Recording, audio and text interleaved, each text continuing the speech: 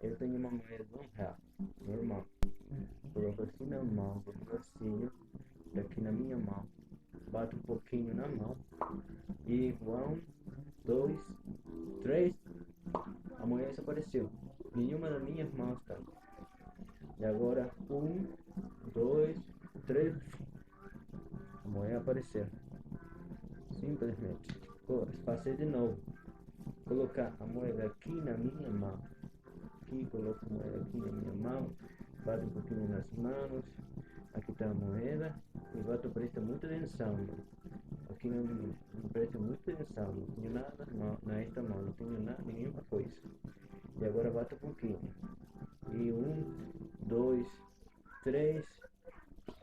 A moeda desapareceu de novo, cara. E agora 2, 3. A moeda apareceu de novo.